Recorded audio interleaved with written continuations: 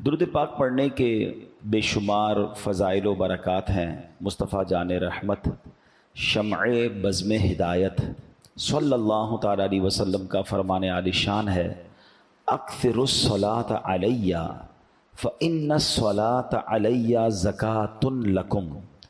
نبی پاک فرماتے ہیں مجھ پر درود پاک کی کثرت کرو، مجھ پر درود پاک کی کثرت کرو، بے شک تمہارا مجھ پر درود پاک پڑھنا تمہارے لیے پاکیزگی کا باعث ہے۔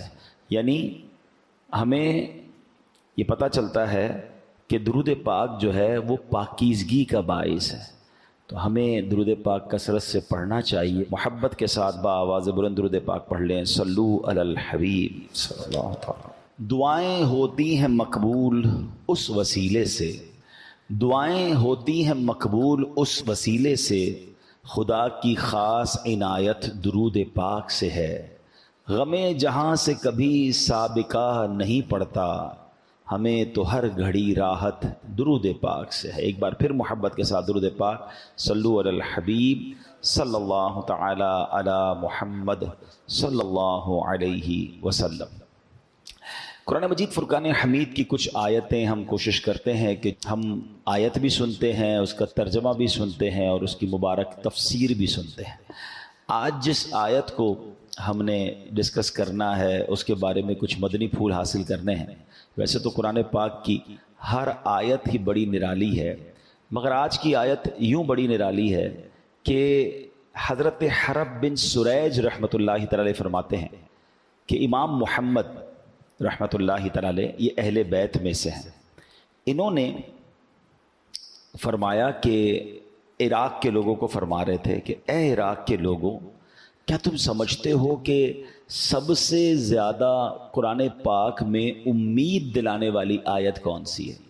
یہ والی آیت ہے، لا تقنطوا من رحمت اللہ۔ یعنی میں اگر آپ سے بھی پوچھوں، اور نارملی جو قرآن ترجمے کے ساتھ پڑھے ہوئے ہیں ان سے پوچھا جائے کہ بتاؤ سب سے زیادہ امید، سب سے زیادہ ہوپ کون سی آیت دلاتی ہے، تو امام محمد نے بھی عراق کے لوگوں سے پوچھا کہ تم یہ سمجھتے ہو کہ سب سے زیادہ امید دلانے والی آیت یہ ہے لا تقنطوا من رحمت اللہ۔ اس کے معنی کیا ہے؟ اللہ کی رحمت سے مایوس نہ ہونا۔ واقعی یہ بہت امید دلاتی ہے، مگر امام محمد کا کمال کا جملہ تھا، فرماتے ہم سب اہل بیت کا یہ متفقہ فیصلہ ہے کہ قرآن مجید میں سب سے بڑھ کر امید دلانے والی جو آیت ہے نا وہ ہے وَلَسَوْفَ يُعْطِيكَ رَبُّكَ فَتَرْضَىٰ۔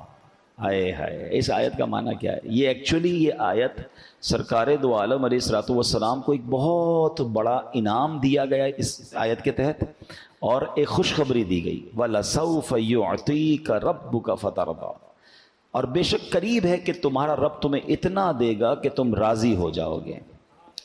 اچھا، اب کمال یہ ہے کہ مسلمانوں کے لیے امید والی آیت کیسے ہو گئی؟ یہاں تو نبی پاک کو کہا جا رہا ہے نا کہ ان قریب آپ کو آپ کا رب اتنا دے گا کہ آپ راضی ہو جائیں گے۔ تو جب یہ آیت نبی پاک پر اترتی ہے تو سبحان اللہ، پیارے آقا علیہ الصلوۃ والسلام کا اپنی امت سے پیار دیکھیں۔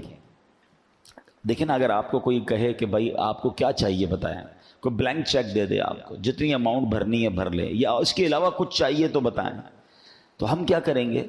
اپنے معاملات، اپنی فیملی کے معاملات، اپنے جو بھی پرابلمز ہیں ہم اس کو سارٹ آؤٹ کرنے کی کوشش کریں گے۔ مگر سرکار دو عالم علیہ الصلوۃ والسلام کو یہ ایسی خوشخبری جب ملتی ہے تو ان کو یاد کون آتا ہے؟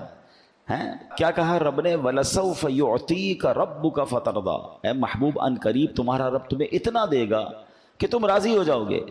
نبی پاک علیہ الصلوۃ والسلام نے جب یہ آیت ان پر نازل ہوئی نا تو پیارے آقا نے پتہ کیا فرمایا؟ جب تک میرا ایک بھی امتی جہنم میں ہوا میں راضی نہیں ہوں گا۔ اللہ اکبر، آتا ہے فقیروں پہ انہیں پیار کچھ ایسا، خود بھیک دیں اور خود کہیں منگتا کا بھلا ہو۔ تو پتہ چلا کہ یہ آیت سب سے زیادہ امید دلانے والی آیت ہے کہ جب رب نے یہ فرمایا کہ محبوب تمہیں اتنا دیں گے کہ تم راضی ہو جاؤ گے، اور سرکار علیہ الصلوۃ والسلام فرماتے ہیں میں اس وقت تک راضی نہیں ہوں گا جب تک اپنے ایک ایک امتی کو جہنم سے آزاد نہ کروا لوں، اس کی مغفرت کا سامان نہ ہو جائے۔ اللہ اکبر۔ اور یہاں وہ سبحان اللہ سیدی اعلیٰ حضرت امام اہل سنت کا ایک شعر آپ کو سنانا ہے، مگر اس سے پہلے کچھ جملے سنیے گا۔ اللہ رب العالمین ہے، وہ احکم الحاکمین ہے، اس کی شان ہے کہ جو چاہتا ہے صرف کن فرماتا ہے تو ہو جاتا ہے، ساری خلقت اس کی رضا چاہتی ہے۔ لوگوں نے اس رب الرحمن کو راضی کرنے کے لیے زندگیاں لگا دی، جنگلوں میں رہ کر عبادتیں کی، کیا کیا مجاہدات نہ کیے، اب بھی کرنے والے کرتے ہیں، لیکن سبحان اللہ وہ رب اپنے محبوب سے کیا فرماتا ہے؟ ایک روایت ہے کہ اللہ پاک فرماتا ہے کلہم یطلبون رضائی، اے محبوب ساری مخلوق میری رضا چاہتی ہے، کلہم یطلبون رضائی وانا اطلب رضاک، اے محبوب میں تیری رضا چاہتا ہوں۔ اللہ کریم کو اپنے حبیب علیہ الصلوۃ والسلام سے کس قدر پیار ہے، فرماتا ہے ساری دنیا ساری مخلوق ہے محبوب میری رضا چاہتی ہے، مگر اے میرے محبوب میں تیری رضا چاہتا ہوں۔ اعلیٰ حضرت جب بھی لکھتے ہیں نا خدا کی رضا چاہتے ہیں دو عالم، ساری دنیا دو عالم کس کی رضا چاہتے ہیں؟ اللہ کی۔ خدا کی رضا چاہتے ہیں دو عالم اور خدا چاہتا ہے رضائے محمد صلی اللہ علیہ وسلم۔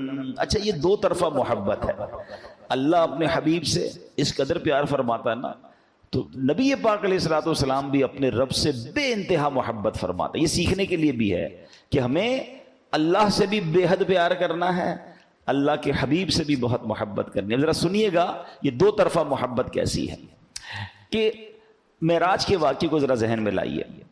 حسین رات ہے، رب کریم نے اپنے محبوب علیہ الصلوۃ والسلام کے لیے آسمانوں کو سجایا، زمین و آسمان میں اہتمام ہوتا رہا، انبیاء کرام استقبال کے لیے مسجد اقصی میں جمع ہو رہے ہیں، آسمانوں میں دھوم مچی ہے، پیارے آقا علیہ الصلوۃ والسلام عاجزی اور انکساری کے پیکر بن کر اللہ رب العالمین کی محبت سے سرشار ہو کر نہایت ادب کے ساتھ اللہ کی بارگاہ میں حاضر ہوتے ہیں۔ جب اس خاص مقام پر پہنچتے ہیں تو اللہ پاک نے فرمایا اب کوئی نہیں ہے۔ ایک واقعہ آیا نا کہ جبریل امین علیہ الصلوۃ والسلام بھی سدرۃ المنتہا کے پاس جا کر رک جاتے ہیں، کہتے حضور اب آپ آگے جائیے۔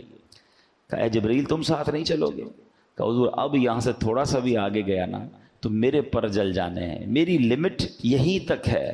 سبحان اللہ، فرشتوں کا سردار پیچھے رہ جاتا ہے اور جناب رحمت للعالمین علیہ الصلوۃ والسلام آگے جاتے ہیں۔ اس سے یہ بھی اندازہ ہوتا ہے کہ اللہ کی بارگاہ میں نبی پاک کا مرتبہ مقام قرب میں پہنچے نا تو اللہ نے فرمایا اے محبوب انا و انتا، ایک میں ہوں ایک آپ ہیں، وما سوا کا خلقت لاجلک، آپ کے علاوہ کائنات میں جو کچھ ہے وہ سب میں نے آپ کے لیے پیدا کیا ہے۔ وجہ تخلیق کائنات ہم کہتے ہیں نا، ریزن آف دا اول کریشن، یعنی اللہ فرماتا ہے ایک محبوب کہ ایک میں ہوں ایک آپ ہیں، اور آپ کے علاوہ جو کچھ کائنات میں ہے وہ سب میں نے آپ کے لیے پیدا فرمایا ہے۔ سیدی مولانا حسن رضا خان صاحب لکھتے ہیں نا، کونین بنائے گئے سرکار کی خاطر، کونین بنائے گئے سرکار کی خاطر، کونین کی خاطر تمہیں سرکار بنایا۔ تو سبحان اللہ، تو اب کیا ہوا؟ اللہ پاک کی اپنے محبوب سے یہ بے مثال محبت ہے، مگر نبی پاک علیہ الصلوۃ والسلام نے محبت الہی میں کیا عرض کیا؟ وہ عرض کرتے ہیں اللہم انت وما انا، اے اللہ پاک تو ہی تو ہے، اے اللہ پاک تو ہی تو ہے، میں نہیں ہوں۔ وما سوا ذالک ترکت لاجلک، اور اس کے علاوہ جو کچھ ہے میں نے تیری رضا کے لیے چھوڑ دیا ہے۔ رب فرما رہا ہے محبوب تیرے سوا کائنات میں جو کچھ میں نے تیرے لیے بنایا، اور حبیب کیا فرما رہے ہیں صلی اللہ تعالی علیہ وسلم، اے اللہ تو ہی تو ہے، میں کچھ نہیں ہوں، تیرے سوا میں نے باقی تمام چیزوں کو تیرے لیے چھوڑ دیا ہے۔ یعنی اللہ کی محبت میں سب کچھ اللہ کی رضا کے لیے چھوڑ دیا۔ یہ سچ بات ہے، اللہ پاک خالق ہے، سرکار دو عالم علیہ الصلوۃ والسلام مخلوق ہیں، اللہ پاک معبود ہے، سرکار دو عالم علیہ الصلوۃ والسلام عابد ہیں، اللہ پاک مسجود ہے، نبی پاک ساجد ہیں، مگر محبتوں کے نرالے انداز دیکھیے، رب فرماتا ہے محبوب سب کچھ تمہارے لیے ہے، اور سرکار علیہ الصلوۃ والسلام عرض کرتے ہیں مالک سب کچھ تیری رضا پر قربان ہے۔ تو یہ باتیں ہمیں سیکھنی ہیں کہ اللہ سے محبت ایسے کرو کہ اللہ کے سوا اب کسی اور کی چیز کی طرف توجہ نہ ہو. رب کی رضا کے لیے باقی سب قربان ہے. یہاں ان لوگوں کے لیے بھی سیکھنے کے لیے مدنی پھول ہے جو دوسروں کو راضی کرنے کے لیے ہیں، مخلوق کو راضی کرنے کے لیے خالق کو ناراض کر دیتے ہیں. نبی پاک نے کیا فرمایا؟ اللہ سب تیری رضا پر قربان ہے. مگر ہم اللہ کی رضا کو بیہائنڈ رکھتے ہیں، یہ سوچتے ہی نہیں ہیں کہ یہ جو کام کر رہا ہوں اس میں اللہ راضی ہوگا. نہیں یار، دوست تو راضی ہو جائیں گے نا، بچے تو راضی ہو جائیں گے، چلو یار فیملی تو خوش ہو جائے گی. یہ نہیں سوچ رہے ہوتے کہ میں ان سب کو خوش کرنے کے چکر میں رب کو ناراض کر رہا ہوں. ہونا کیا چاہیے؟ یہ نبی پاک نے ہمیں سکھایا کہ رب کی رضا پہلے، اللہ راضی پھر سب راضی. اور اگر رب کو ناراض کرنے میں مخلوق ناراض بھی ہو جائے اس میں غم نہیں کرنا ہوتا. ایک بات ہمیشہ زندگی کا فارمولا بنا لیں، آپ سب کو راضی نہیں کر سکتے، ساری دنیا کو راضی آپ نہیں کر سکتے. کچھ لوگ بیچارے اسی میں مرے رہتے ہیں، یار لوگ راضی ہو جائیں، بندے راضی ہو جائیں، میرا نام خراب نہ ہو جائے، میرے خلاف کوئی بات نہ کرے. وہ اللہ کے بندوں، اگر آپ سچائی کی طرف جائیں گے، حق کی طرف جائیں گے، دین کی طرف چلیں گے، اور پھر سبحان اللہ اللہ اور اس کے رسول کی رضا کے لیے چلیں گے، تو سب لوگ آپ سے راضی نہیں ہوں گے. کچھ لوگوں کے مفادات پر ضرب پڑ رہی ہوگی تو وہ آپ کے لیے تعریف نہیں کر رہے. اب آپ کے نہیں، میں ان کو بھی راضی کروں، میں اس کو بھی راضی کروں. بھائی نبی پاک علیہ الصلوۃ والسلام کے خلاف بات کرنے والے موجود ہیں اس دنیا میں، معاذ اللہ، ہے نا، غیر مسلم ہے نا، ٹھیک ہے، اولیاء کرام کے خلاف بات کرنے والے موجود ہیں. تو سب کو راضی نہیں کیا جا سکتا. آپ کا اور میرا ٹارگٹ ایک ہی ہونا چاہیے، رب راضی ہو جائے، اللہ اور اس کے رسول راضی ہو جائے. اور ہاں، رب کی رضا کس میں؟ کہ محبوب راضی ہو جائیں. آگے آپ سنیں گے کہ جس سے سرکار دو عالم علیہ الصلوۃ والسلام راضی ہو جائے نا، اس سے رب راضی ہو جاتا ہے. تو ہمیں ایک راستہ ملا ہے، ہمیں ایک ڈائریکشن ملی اور ہمیں اسی پر عمل کرنا چاہیے. امام فخر الدین رازی رحمۃ اللہ تعالی فرماتے، طائف کا موقع ہے، نبی پاک علیہ الصلوۃ والسلام کو تکلیف پہنچی تھی. محبوب ذیشان کے جسم اقدس پر پتھر برسائے گئے، جس میں پاک سے خون نکل رہا ہے. مگر جب فرشتے حاضر ہوئے کہ آپ حکم دیجئے ہم اہل طائف کو تباہ و برباد کر دیں، لیکن نبی پاک علیہ الصلوۃ والسلام رحمت للعالمین ہے نا، موقع تھا، کنٹرول تھا، ریونج لے سکتے تھے، تہس نہس ہو جاتے، داستان بھی نہ رہتی ان کی. نبی پاک نے کیا فرمایا؟ اللہم اہد قومی انہم لا یعلمون، اے اللہ پاک میری قوم کو ہدایت فرما، یہ جانتے نہیں ہیں، یہ مجھے جانتے نہیں ہیں. کیا بڑا دل تھا. آج ہمیں موقع ملے ہمارے ساتھ کوئی زیادتی کرے، ہم کہتے ہیں میں بتاتا ہوں، اور پھر ایسا بدلہ لیتے ہیں کہ پتہ چلا کہ اس نے تو کم ظلم کیا تھا، مجھ سے بڑا ظلم کر دیتے ہیں. اچھا، ہمارے یہاں معافی بھی بڑی عجیب ہے، ہم معاف بھی اس کو کرتے جس کا کچھ بگاڑ نہیں سکتے. 4-5 گارڈ ہوں جس کے پاس، اور جناب اس کے بہت سارے آگے پیچھے لوگ ہوں، بندہ کہتا ہے چلو کوئی بات نہیں، معاملہ ختم. بھائی اس کا کچھ بگاڑ ہی نہیں سکتے آپ، اس لیے معاملہ ختم کیا. غریب ہوتا تو اس کی جگہ کوئی سائیکل والا جا رہا ہوتا اور آپ کے جناب کوئی بات بری لگ جاتی تو پھر کیا کرتے؟ پھر بھی معاف کرتے. یہ معافی نہیں ہے. مزہ یہ ہے یو ہیو کنٹرول. نبی پاک کے پاس کنٹرول تھا، اتھارٹی تھی. فرشتے آ گئے کہ حضور حکم کریں پہاڑ سے اس پوری بستی کو تہس نہس کر دیں. مگر سبحان اللہ، آقا نے ان کی ہدایت کی دعا کی، بدلہ نہیں لیا، دعا دی. اچھا، یہاں نبی پاک تو معاف فرما رہے ہیں، لیکن دوسری طرف کیا ہوا؟ غزوہ احزاب کا موقع ہے، کفار مکہ اکٹھے ہو گئے، مدینے پر چڑھائی کا ارادہ ہے. اس کیفیت میں نماز عصر کی ادائیگی میں دیر ہو گئی. اس پر نبی پاک کو ایسا جلال آیا، ایسا جلال آیا. کیا دعا کی؟ اللہم املا بطونہم نارا، اے اللہ پاک ان کے پیٹ جہنم کی آگ سے بھر دے. امام رازی نے کمال کی بات لکھی ہے، بڑی باریک بات ہے، سمجھیے گا.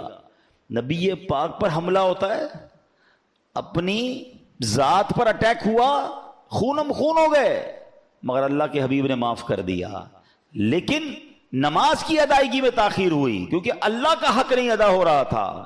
پس محبوب کا، ہمارے آقا علیہ الصلوۃ والسلام کا یہ انداز ہے، اور اللہ کی طرف سے بھی ارشاد ہوتا ہے، اے محبوب ہمارے ہاں بھی یہی قانون ہے، اگر کوئی مسلمان میرے حق میں کوتاہی کرے، مثلا نماز نہ پڑھے، نماز کو فرض جانتا ہو مگر سالہ سال ادا نہ کرے، وہ کافر نہیں ہو جاتا، وہ اسلام سے خارج نہیں ہو جاتا. لیکن اے محبوب اگر کہ کوئی آپ کے بال مبارک کی بھی معمولی سی بھی بے ادبی کرے گا تو ہماری بارگاہ کا دھتکارا ہوا ہوگا، اس پر کفر کا حکم لگا دیا جائے گا. فرق سمجھ رہے؟ سرکار دو عالم علیہ الصلوۃ والسلام اور اللہ رب العالمین کا یہ خوبصورت تعلق کیسا ہے کہ اللہ کے حبیب پر خود حملہ ہو رہا ہے، معاف فرما رہے ہیں. اور نماز قضا ہونے کے لیے کفار نے کوشش کی، حملے کیے، تو اللہ کے حبیب ان کی بربادی کی دعا کر رہے ہیں کہ میں اپنے رب کا حکم ادا نہیں کر پا رہا یا تاخیر ہو رہی ہے. اور اللہ کے یہاں بھی دستور ایسا ہے کہ ساری زندگی کو اللہ کی نافرمانی کرے, نماز نہ پڑھنا بہت بڑا گناہ ہے, لیکن اس کو ہم غیر مسلم نہیں کہیں گے, اس کو دائرہ اسلام سے خارج نہیں کہیں گے, حالانکہ اللہ کی نافرمانی کر رہا ہے. لیکن حبیب پاک کی بارگاہ میں گستاخی کرے گا, ذرہ برابر گستاخی ہوگی, تو پھر اسلام میں باقی نہیں رہے گا. تو یہ تعلق اور یہ محبت بھی سمجھنا ہے, اور سرکار دو عالم علیہ الصلوۃ والسلام کا رب کی بارگاہ میں مقام کیسا ہے. تو ہم نے جو آیت سنی اس میں جو نبی پاک نے فرمایا کہ میں اس وقت تک راضی نہیں ہوں گا جب تک میرے ایک ایک امتی کو جہنم سے آزاد نہ کروا لوں. تو ایک بار خود نبی پاک علیہ الصلوۃ والسلام فرماتے روز قیامت ہوگا, میں شفاعت کرتا جاؤں گا, حدیث پاک کا مضمون ہے, یہاں تک کہ میرا رب مجھے فرمائے گا ارضیت یا محمد, یعنی اے پیارے محبوب علیہ الصلوۃ والسلام کیا آپ راضی ہو گئے؟ میں عرض کروں گا نعم یا ربی رضیتو, ہاں اے میرے رب میں راضی ہوں. سبحان اللہ. تو معلوم یہ ہوا کہ نبی پاک کی رضا جو ہے وہ رب کی رضا ہے اور اللہ کی رضا. سبحان اللہ. اچھا, اب شفاعت کے بارے میں ہمارا بلیف اور ہمارا عقیدہ کیا ہونا چاہیے؟ بڑی اہم بات کرنے جا رہا ہوں کہ ہمیں اس بارے میں اپنا مائنڈ سیٹ کیا رکھنا چاہیے. یاد رہے کہ عقیدہ شفاعت حق ہے, سچ ہے, اور ہم پر لازم ہے کہ ہم شفاعت کا عقیدہ پکا رکھیں, مضبوط عقیدہ رکھیں. سرکار دو عالم علیہ الصلوۃ والسلام فرماتے ہیں شفاعتی یوم القیامت حق, روز قیامت میرا شفاعت کرنا حق ہے. فمن لم یؤمن بہا لم یکن من اہلہا, جو اس پر ایمان نہ لائے گا وہ شفاعت کا حقدار نہیں ہوگا. یعنی شفاعت ملنی بھی اسی کو ہے کہ جو شفاعت پر ایمان لائے کہ ہاں نبی پاک قیامت کے دن شفاعت کریں گے. اب یہاں ایک اور میں مزے کی بات بتاؤں, جب قیامت کا دن ہوگا نا, اللہ کے حبیب علیہ الصلوۃ والسلام کو مقام محمود عطا کیا جائے گا. یہ مقام محمود کیسا ہوگا کہ پورا محشر دیکھے گا کہ اللہ کی بارگاہ میں اللہ کے حبیب کا مرتبہ کیسا ہے, کیا اسٹیٹس اور کیا مقام ہے. ٹھیک ہے, ہم پڑھتے ہیں نا اذان کے بعد کی جو دعا ہوتی ہے وَبَعَثْهُ مَقَامًا مَحْمُودًا, یہ وہی مقام محمود ہے جو قیامت کے دن عطا کیا جائے گا. اچھا, اس مقام محمود کو دیکھ کر شفاعت نبی پاک فرما رہے ہوں گے, جو آپ کہہ رہے ہوں گے سبحان اللہ وہ ہوتا چلا جائے گا. تو اب غیر مسلم بھی جو ہیں, جو آج نہیں مانتے وہ مان جائیں گے. جو نبی پاک معاذ اللہ ایسے بھی کلمہ پڑھنے والے اب دنیا میں آ گئے جو کلمہ بھی پڑھتے ہیں اور پیارے آقا علیہ الصلوۃ والسلام کی شان میں کوئی نہ کوئی کمی ڈھونڈ رہے ہوتے ہیں. استغفر اللہ, ان کو اپنے ایمان کی فکر کرنی چاہیے. مگر یہ سارے لوگ بھی قیامت کے دن مان جائیں گے کیونکہ سب کو نظر آ رہا ہوگا. مگر یاد رہے اس دن کا ماننا قبول نہیں کیا جائے گا, اس دن کا ایکسپٹ کرنا قبول نہیں کیا جائے گا. ماننا آج ہے, ہمارا ایمان بن دیکھے ہے. ہم نے تو اللہ کو نہیں دیکھا نا, بے دیکھے مانا ہے. نبی پاک سے ملاقات نہیں ہوئی, اللہ کا آخری نبی مانتے ہیں, قیامت پر ایمان ہے, فرشتوں پر ایمان ہے, آسمانی کتابوں پر ایمان ہے. تو یہ بھی ہمارا ایمان ہے کہ اللہ کے حبیب رب کے حبیب ہیں اور قیامت کے دن ان کو مقام محمود عطا کیا جائے گا اور یہ شفاعت فرمائیں گے. اور خود قرآن پاک فرما رہا نا وَلَسَوْفَ يُعْطِيكَ رَبُّكَ فَتَرْضَىٰ, اے محبوب ان قریب تمہارا رب تمہیں اتنا دے گا کہ تم راضی ہو جاؤ گے. اور جواب میں نبی پاک نے کیا فرمایا کہ میں اس وقت تک راضی نہ ہوں گا جب تک اپنے ایک ایک امتی کو جنت میں داخل نہ کروا لوں. تو ایسے پیارے مصطفیٰ علیہ الصلوۃ والسلام کے ہم امتی ہیں. تو سبحان اللہ, جو آج نہیں مانتے نا, امام عشق و محبت اعلیٰ حضرت انہیں سمجھاتے ہیں آج لے ان کی پناہ, آج مدد مانگ ان سے, آج لے ان کی پناہ, آج مدد مانگ ان سے, پھر نہ مانیں گے قیامت میں. اگر مان گیا قیامت میں تو سب نے مان جانا ہے. اصل ایمان اور اصل عقیدہ اب کا ہے. تو اے میرے پیارے اسلامی بھائیوں, ایک اور جگہ قرآن مجید فرقان حمید میں یہ جو ہم نے آیت سنی نا وَلَسَوْفَ يُعْطِيكَ رَبُّكَ فَتَرْضَىٰ, مفسرین کہتے ہیں کہ اصل میں یہ آیت کریمہ ایک سوال کا جواب ہے. اور وہ سوال کیا ہے؟ اللہ کریم پچھلی آیت میں فرماتا ہے وَلَلْآخِرَةُ خَيْرٌ لَكَ مِنَ الْأُولَىٰ. اللہ قرآن میں فرماتا ہے بے شک تمہارے لیے ہر پچھلی گھڑی پہلی سے بہتر ہے. یعنی پیارے محبوب علیہ الصلوۃ والسلام آپ کی زندگی مبارک کا ہر لمحہ, ہر گھنٹہ, ہر دن, ہر مہینہ, ہر سال بے مثل و بے مثال ہے, بہترین سے بہترین ہے. آنے والا ہر لمحہ, ہر آنے والا دن, ہر آنے والا ہفتہ, ہر آنے والا مہینہ, ہر سال پچھلے لمحات سے بہترین ہے. اب دیکھیے, ایک ہے پہلی گھڑی, ایک ہے اس کے بعد والی گھڑی. رب فرماتا ہے نبی پاک کی پہلی گھڑی بھی بہترین, مگر بعد والی گھڑی بہترین سے بھی بہترین ہے. اب سوال یہ ہے کہ ان دونوں گھڑیوں میں فرق کتنا ہے، مرتبہ کتنا بڑھتا ہے؟ تو دوسری گھڑی جو پہلی سے زیادہ بہترین ہے اس میں کتنی مقدار بڑھ جاتی ہے؟ تو اب رب کریم فرماتا ہے وَلَسَوْفَ يُعْطِيكَ رَبُّكَ فَتَرْضَىٰ، بے شک قریب ہے کہ تمہارا رب تمہیں اتنا دے گا کہ تم راضی ہو جاؤ گے۔ یعنی پیارے محبوب علیہ الصلوۃ والسلام، آپ کی پہلی اور دوسری گھڑی کے درمیان جو گریڈ اور بہتریوں کا اضافہ ہے وہ اتنا ہے جتنا آپ چاہتے ہیں۔ آپ کا ہر لمحے مقامات کی بلندی کی طرف سفر جاری ہے، اور ہر لمحے آپ اتنی بلندیاں اختیار فرمائیں گے جتنی آپ کی رضا ہے۔ سبحان اللہ، سبحان اللہ۔ اس سے اندازہ ہوتا ہے، ان تمام باتوں کو سننے کے بعد ہمیں ماشاءاللہ فخر ہونا چاہیے، ہمیں خوش ہونا چاہیے، ہمارے ایمان میں اور مضبوطی آنی چاہیے، عشق رسول میں اور اضافہ ہونا چاہیے کہ میری خوش قسمتی، میں تیرا امتی ہے۔ ہماری واقعی خوش قسمتی ہے کہ ہمیں اللہ کے آخری نبی کا امتی بنا دیا۔ کبھی ہم نے سوچا کہ یہ کتنی بڑی سعادت ہے نبی پاک کا امتی بننا؟ پہلا کوسچن تو یہ ہے کہ ہم میں سے کس کس نے کوشش کی کہ میں اللہ کے آخری نبی کا امتی بن جاؤں؟ کسی نے بھی نہیں کی، کیونکہ ہم تو پیدا ہوئے لکیلی آخری نبی علیہ الصلوۃ والسلام کے امتی بن گئے۔ ہم میں سے کوئی حضرت موسیٰ کے دور میں بھی تو پیدا ہو سکتا تھا، کوئی حضرت عیسیٰ کے دور میں پیدا ہو جاتا۔ کبھی سوچا آپ نے؟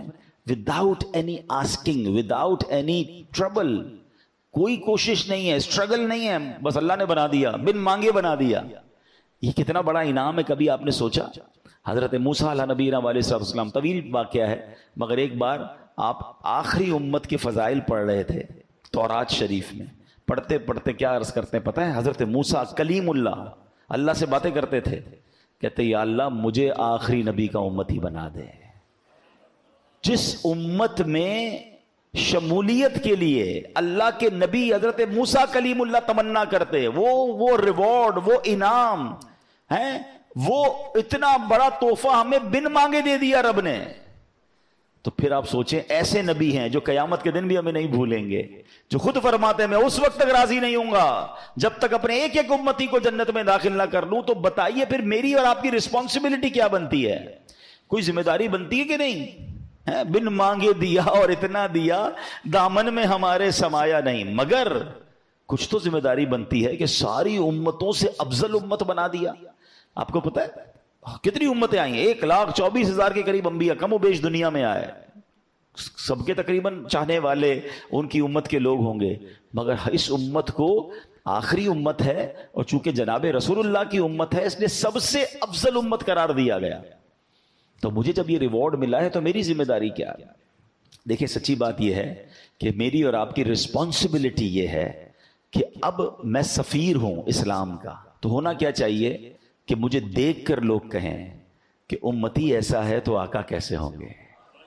یہ اتنا سچا ہے تو اس کے نبی کی سچائی کا عالم کیا ہوگا؟ یہ اتنا ایماندار ہے، اس کے نبی کیسے امین ہوں گے؟ یہ اتنا با اخلاق ہے، اس کے پروفٹ علیہ الصلوۃ والسلام کا اخلاق کیسا ہوگا؟ ہونا کیا چاہیے تھا کہ آج دنیا بھر میں، یہاں ماشاءاللہ ایسے لوگ بھی بیٹھے ہیں جو دنیا میں ٹریول کرتے ہیں، مختلف اقوام میں جناب بات کرتے ہیں، بزنس کرتے ہیں۔ میں ابھی پرسوں ہی UK سے آیا ہوں اور میں نے یہ باتیں وہاں بھی کی کہ میں نے ان کو یہی کہا کہ اے برطانیہ میں رہنے والوں، آپ کے تو آس پاس غیر مسلم رہتے ہیں، آپ تو اسلام کے سفیر ہوئے، کہ مجھے اور آپ کو دیکھ کر غیر مسلم بھی کہیں کہ امتی ایسا ہے تو آقا کا عالم کیا ہوگا؟ ہم سے مل کر لوگ مسلمان ہو جائیں، ہم سے تعلقات رکھ کے لوگ مسلمان ہوں اور اسلام کو اچھا کہیں۔ یہ کم از کم یہ رسپانسبلٹی تو میں اور آپ نبھائے نا، مگر اس کے برعکس ہو رہا ہے، اپوزٹ ہو رہا ہے کہ آج امتی کو دیکھ کر لوگ کہتے ہیں کہ اسلام برا ہے، مسلمان اچھے لوگ نہیں ہیں۔ یعنی میری وجہ سے، ہماری وجہ سے اسلام کے بارے میں لوگ بری باتیں کرتے ہیں، مسلمانوں کے بارے میں بری بات کرتے ہیں۔ کیا ایسا نہیں ہو رہا؟ کتنے سارے کاروباری یہاں بیٹھے ہیں، آج ہم خود مسلمان ملک میں رہتے ہوئے اپنے ملک کی پروڈکٹ خریدنے میں ڈر رہے ہوتے ہیں۔ کیا یہ تماچا نہیں ہے؟ ہونا کیا چاہیے تھا؟ ہم کہتے ہیں ذرا کسی غیر مسلم ملک کی پروڈکٹ دیکھو، ذرا سچی چیز مل جائے گی، اچھی چیز مل جائے گی۔ میں نام نہیں لے رہا کنٹریز کے، آپ سمجھ رہے ہوں گے، فلاں میڈ ان لے لو، فلاں میڈ۔ ہمیں دوائیں لیتے ہوئے ڈر لگ رہا ہوتا ہے کہ اگر باہر کی دوائی مل جائے نا ذرا اچھی ہوگی، خریدتے ہیں لوگ، باہر جا کے دوائیں منگواتے ہیں، وہ دوائی یہاں بھی اویلیبل ہیں۔ کیوں؟ اس کا مطلب مسلمان تو ہیں مگر ایسا لگتا ہے دل میں ویسا ایمان نہیں جیسا ہونا چاہیے۔ تھوڑے سکوں کے لیے، تھوڑے پیسوں کے لیے لوگ ملاوٹ کر رہے ہیں، تھوڑے پیسوں کے لیے لوگ جناب دھوکہ دے رہے ہیں، حالانکہ اللہ کے حبیب علیہ الصلوۃ والسلام فرماتے ہیں من غش فلیس منا، جس نے دھوکہ دیا وہ ہم میں سے نہیں، رشوت لے رہے ہیں، سود کا کاروبار کر رہے ہیں، مرنا نہیں ہے۔ اچھا یہ سزا تو بعد میں جو ملنی ہے ملے گی، یہاں جو اسلام کا نام برباد ہو رہا ہے کہ آج لوگ میری اور آپ کی وجہ سے، جس کی وجہ سے ہو رہا ہے، میں سمجھانے کے لیے کہہ رہا ہوں کہ یار وہ اللہ کے حبیب علیہ الصلوۃ والسلام کو کیا منہ دکھائیں گے کہ تم نے میرے دین کا نام تو روشن نہیں کیا، کم از کم ایسا کام تو نہ کرتے کہ دین بدنام ہو گیا، اسلام کے بارے میں لوگ باتیں کرنے لگے۔ اور یہ ایسا نہیں ہے، شروع سے ایسا تھا، صحابہ کے دور میں، اولیاء کے دور میں، پڑھیں کتابوں میں، لوگ چہرہ دیکھ کر مسلمان ہو جاتے تھے، لوگ کاروبار کر کے مسلمان ہو جاتے تھے۔ آپ میں سے کچھ لوگ اگر فار ایسٹ گئے ہیں، سنگاپور، ملیشیا، انڈونیشیا، آگے چلے جائیں، کروڑوں اربوں لوگ مسلمان ہیں وہاں پر، پورا انڈونیشیا مسلمان ہے۔ آپ کو پتا ہے فار ایسٹ میں اسلام کب آیا؟ یہ بہت پرانا اسلام نہیں پہنچا وہاں پر، 600-700 سال پہلے کی بات ہے۔ بتاتے ہیں لوگ کہ یہاں پر عرب بزنس مین آئے تھے، کوئی دینی قافلہ، مدنی قافلہ نہیں گیا تھا تبلیغ کرنے، بزنس کرنے گئے تھے لوگ، مگر اتنا سچا بزنس تھا، اتنا ستھرا بزنس تھا، ان کی اخلاق اتنے اچھے تھے، ان کی نمازیں دیکھ کر، ان کے چہروں پر نور دیکھ کر وہ کاروبار کرتے رہے، کلمہ پڑھ کے مسلمان ہوتے رہے۔ آج جناب وہاں کروڑوں مسلمان ہیں۔ تو یہ ہے اسلام نا، کہ بزنس کرتے کرتے لوگوں کو متاثر کر گئے۔ آج ہم سے کاروبار کر کے کوئی مسلمان ہوگا؟ ڈر رہے ہیں لوگ مسلمانوں سے کاروبار کرتے ہوئے۔ آج مسلمان کو پیسے دو تو ڈر لگ رہا ہوتا ہے واپس آئیں گے نہیں آئیں گے، اچھا وہ اللہ رسول کی قسمیں بھی کھا رہا ہوگا۔ اب حال تو یہ ہو گیا جو زیادہ قسمیں کھاتا ہے اسے زیادہ ڈر لگتا ہے کہ یہ قسمیں کھائی اسی لیے رہا کہ اس سے کام نہیں کرنا ہے۔ کیوں؟ ہونا کیا چاہیے تھا، ہماری زبان ہوتی اور وہ ایک ہوتی۔ اچھا اب یہ تو ہو گئی اجتماعی بات۔ اب ہم کہیں یار سبھی خراب ہے، اب سب کو چھوڑ دیں، سب کو ٹھیک کرنا میری ذمہ داری نہیں ہے، اپنے آپ کو تو ٹھیک کریں نا، اپنے حصے کا تو چراغ جلائیں نا۔ قبر میں سب ساتھ جاؤ گے اکیلے جائیں گے؟ اکیلے جاؤں گا نا، میں تو جواب دے سکوں گا کہ یا اللہ میں نے نہیں دیا دھوکہ، میں نے غلط بیانی نہیں کی، میں نے اسلام کا نام برباد نہیں کیا، کوشش کی کہ اپنے حصے کا چراغ جلا کر آؤں، اپنے حصے کی روشنی پھیلا کر آؤں۔ مجھے تو خود جواب دینا ہے نا، نبی پاک سے خود ملاقات کرنی ہے انشاءاللہ، قبر میں بھی ملاقات کرنی ہے، محشر کے دن بھی ملاقات کرنی ہے انشاءاللہ۔ منہ دکھانے جیسا تو ہو کہ یا رسول اللہ صلی اللہ علیہ وسلم آپ 1400 سال پہلے میں پیدا نہیں ہوا تھا، آپ ہمارے لیے دعائیں کرتے رہے، آپ آنسو بہاتے رہے، آپ معراج کی رات بھی ہمیں نہ بھولے، اور جب آپ پر یہ آیت کریمہ نازل ہوئی وَلَسَوْفَ يُعْطِيكَ رَبُّكَ فَتَرْضَىٰ، اے محبوب ان قریب تمہارا رب تمہیں اتنا دے گا کہ تم راضی ہو جاؤ گے۔ حضور اس وقت بھی آپ نے ہم گناہگاروں کو یاد رکھا اور فرمایا میں اس وقت تک راضی نہ ہوں گا جب اپنے امتیوں کو جنت میں داخل نہ کر لوں۔ حضور میں بھی کچھ آپ کے حصے کا چراغ جلا کر آیا، آپ کی تعلیمات کا کچھ چراغ جلا کے آیا، آپ کی برکتوں سے میں بھی کچھ دین کی خدمت کر کے آیا۔ کچھ تو کر کے جائیے نا، ایسا مت کیجئے۔ اگر ہم میں سے کوئی ایسا مجھے سن رہا ہے، توبہ کیجئے، نمازوں کی پابندی کیجئے، سنتوں پر عمل کیجئے، اپنا کردار ایسا بنا لیجئے۔ میرے پڑوس میں کوئی رہنے آئے تو کہے یار کیا پڑوسی ہے، ہاں حدیثوں میں یہ مضمون ملتا ہے، جس کا پڑوسی اس سے راضی اور رب اس سے راضی۔ ہمیں تو پتہ ہی کوئی نہیں ہے پڑوس میں رہتا کون ہے، اور ناراض ہوتا ہے تو ہو اپنی بلا سے، ہمارا کیا ٹینشن ہے، ہمارے گھر کے آگے کچھ نہیں ہونا چاہیے، پڑوس میں بے شک بندہ بھوکا مر رہا ہے، ہمیں کوئی ٹینشن نہیں ہے۔ نہیں، ایک بار نبی پاک علیہ الصلوۃ والسلام پڑوسیوں کے حقوق بیان کر رہے تھے، ٹھیک ہے، تو صحابہ کرام علیہ رضوان سوچ رہے تھے کہ آج نبی پاک علیہ الصلوۃ والسلام اتنے حقوق بیان فرما رہے ہیں، اتنے حقوق بیان فرما رہے ہیں کہ کہیں پڑوسیوں کے لیے نبی پاک علیہ الصلوۃ والسلام وراثت کا اعلان نہ کر دیں۔ اتنے حقوق ہیں پڑوسیوں کے، اور ہم میں سے کس کو فکر ہے؟ نہیں، ہمیں ایسا مسلمان بننا ہے کہ میری وجہ سے نور پھیلے، روشنی پھیلے۔ ایک بڑی خوبصورت حدیث ہے، حدیث پاک کا مضمون ہے، پھر میں اپنے بیان کو ختم کرتا ہوں، کہ اللہ کے حبیب علیہ الصلوۃ والسلام نے فرمایا کہ کچھ لوگوں کو اللہ کریم نے شر کے لیے تالا اور خیر کی چابی بنایا ہوتا ہے، یعنی وہ جہاں جاتے ہیں نا ان کی وجہ سے شر بند ہوتا ہے، برے کام بند ہوتے ہیں اور خیر پھیلنا شروع ہو جاتا ہے۔ اور فرمایا کچھ لوگ ایسے ہیں کہ جن لوگوں کو اللہ کریم نے شر کے لیے چابی اور خیر کے لیے تالا بنایا ہوتا ہے، وہ جدھر جاتے ہیں خیر بند ہوتی چلی جاتی ہے، شر پھیلتا چلا جاتا ہے۔ اپنے بارے میں غور کریں، میں جدھر جاتا ہوں اچھائی پھیلتی ہے، برائی پھیلتی ہے، کچھ لوگ ہوتے ہیں آپ جب بھی ان کے پاس جائیں آپ کو سیکھنے کو ملے گا، آپ کو عبادت کا شوق ہوگا، ان کی باتوں سے کوئی اچھی بات سیکھنے کو ملے گی. اور ایسے بھی لوگ آپ کو معاشرے میں ملیں گے جب جاؤ کوئی الٹی بات کر رہے ہوں گے، خود بھی کوئی الٹا کام کر رہے ہوں گے، دوسروں کو بھی گائیڈ کر رہے ہوں گے، میں نے غلط کام کیا تم بھی کر لو. کوئی جوا کا طریقہ بتا رہا ہوگا، کوئی جناب کوئی فراڈ کا طریقہ بتا رہا ہوگا، کوئی چوری کا طریقہ بتا رہا ہوگا، کچھ نہ کچھ الٹا ہی بتا رہے ہوں گے. اب بھائی تم سے غلطی ہو بھی گئی، کوئی گناہ کر لیا، ضروری ہے سب کو بتانا؟ اب یہ سوشل میڈیا اس کا کام کر رہا ہے. معاذ اللہ اب کیا ہوتا ہے، کوئی بے حیا پکچر دیکھی، کوئی ویڈیو دیکھی، واٹ ایور کوئی غلط کام آپ نے دیکھا، اب تو آپ نے دیکھا وہ بھی غلط تھا مگر شیئر کر رہے ہیں اور بھی لوگ دیکھو. میں گناہ کر بیٹھا، اللہ کو ناراض کر بیٹھا، اب تم بھی کرو اور تم کر کے تمہارا گناہ بھی میرے اکاؤنٹ میں ڈالو. یہ تو گناہ جاریہ ہو گیا نا، یہ شر کی چابی ہے نا کہ آپ خود بھی غلط کر رہے ہیں، آپ نے غلط کر لیا توبہ کر لیں، مگر توبہ کرنے کی بجائے آپ لوگوں کو شیئر کر رہے ہیں. آپ سوچیں کیا کر رہے ہیں. اور یہ سوشل میڈیا تو اتنی بڑی تباہی ہے کہ آپ اگر کوئی گناہ حرام چیز سوشل میڈیا پر چھوڑ کر مر گئے ہیں، ہم تو مر جائیں گے نا مگر وہ چیز باقی رہے گی، اور اگر لاکھوں لوگ بعد میں بھی دیکھتے رہیں گے تو ایسا نہ ہو قبر میں مار پڑتی رہے. یہ اللہ عقل دے ان لوگوں کو جو چند لائکس کے لیے، چند فالوورز کے لیے ناچ گانے ڈھول تماشے جو آ رہا ہے جناب، بس کہتے ہیں نا الٹا کام کروں گا تو ہی لائکس ملیں گے. سوشل میڈیا کا تو فارمولا یہ ہے نا کہ اے فار ایپل اور بی فار بال پر لائکس نہیں ملتے. کوئی اگر اے فار ایپل اور سی فار بال کہے تو لائکس ملتے ہیں. سی فار بال کیسے ہو گیا، الٹی بات کر دی، دنیا بھر دیکھنے آ گئی، اچھا جناب اتنے ویوز ہو گئے. اللہ کے بندو الٹے کام کر کے ویوز لے رہے ہو، لائکس لے رہے ہو. ایک جملہ میں نے بہت پہلے کہا تھا، دوبارہ اللہ کرے دل پہ لگ جائے، کہ لوگوں کے لائک لینے کے چکر میں ایسا کام مت کرنا کہ اللہ کی بارگاہ میں ان لائک ہو جاؤ. کروڑوں لائکس مل جائیں اور اللہ کی بارگاہ سے اللہ ناراض ہو جائے. کوئی کام ہے اس فالوور کا، ان لائکس کا؟ چھوٹے چھوٹے بچے یوٹیوبر بن رہے ہیں. اب تو ہم گھروں میں جاتے ہیں نا تو بچہ آتا ہے چھوٹا سا کہ میں بھی یوٹیوبر ہوں، میرا ذرا پیج پہ لائک کر دیں، اتنے سارے لائکس میرے. کس کام میں لگ گئی ہماری قوم. اچھا اگر آپ نے سوشل میڈیا کا استعمال کرنا ہے تو خیر کی چابی بنے نا، کوئی ایسی چیز شیئر کرے نا کہ میں بھی درود پاک پڑھ رہا ہوں آپ بھی پڑھیں، میں بھی باجماعت نماز پڑھنے جا رہا ہوں آئیے آپ بھی پڑھیں، فلاں بیان میں نے سنا آپ بھی، کوئی اچھی چیز فالو کروائیں نا. خیر کی چابی بنے، شر کی چابی بنے ہوئے ہیں. اللہ کرے کہ ہم ایسے بن جائیں کہ جدھر جائیں ہم سے خیر پھیلے، ہم سے نیکی پھیلے. پہلے ہی گناہ بہت ہیں، گناہ جاریہ والا کام مت کرنا. یاد رکھ، کیا ہے تو ڈیلیٹ کر دیں، توبہ کر لیں، ورنہ ہم مر جائیں گے کہیں یہ جاری نہ رہ جائے. اللہ زندگی ایسی گزارنے کی توفیق عطا فرمائے کہ صدقہ جاریہ والے کام ہم سے ہوتے رہے. اور اللہ نے دی توفیق، کیجئے، آسان ہے، زیادہ مشکل نہیں ہے. اگر جس کا ذہن بن جائے نا کہ میں کوئی ایسی نیکی کر جاؤں کہ میں نہیں رہوں اور بعد میں بھی نیکی جاری رہے. یہ مسجد دیکھ لینا، سبحان اللہ کتنی بڑی نیکی ہے، اتنی بڑی نیکی ہے ہمارے لیے کہ ماشاءاللہ جن جن لوگوں نے اس مسجد میں حصہ ملایا، اب ہو سکتا ہے وہ دنیا سے چلے بھی جائیں، قیامت تک سجدے ہوتے رہیں گے، انہیں نیکیاں ملتی رہیں گی. تو یہ نیکیاں کیجئے نا بھائی.